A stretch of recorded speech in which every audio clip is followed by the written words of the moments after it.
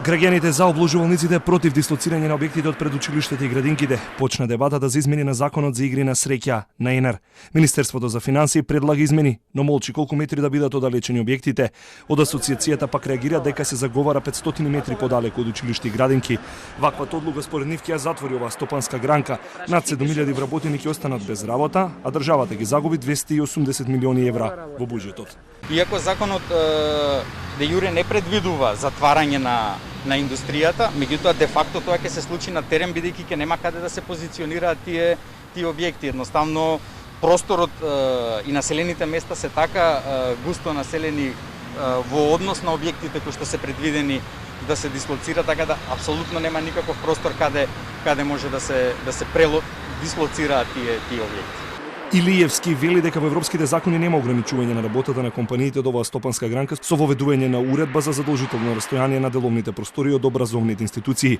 Граѓаните и невладините пак изминатата година на протести бараат владата одложувањето да го тргне од населените места, а истото ќе го предложат и во предлог измените на законот.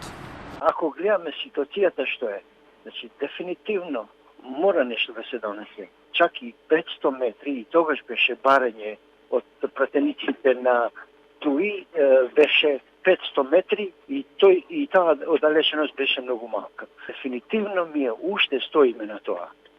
Мора да се донесе закон, мора да се дислоцираат, ако сакаме да зачуваме здравјето на луѓето, да ги зачуваме, да се бориме за шепот на граѓаните и благосостојбата на граѓаните. Обложувалниците и казината стравуваат дека ваквите најави за законски измени ќе предизвикаат враќање на сивата економија.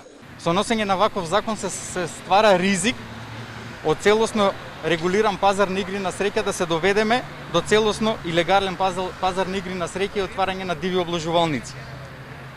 Во моментов законот е целосно регулиран и со гордост можам да кажам дека индустријата на игри на среќа работи законски и ги почитува сите делови од законската регулатива која што во овој момент е добра.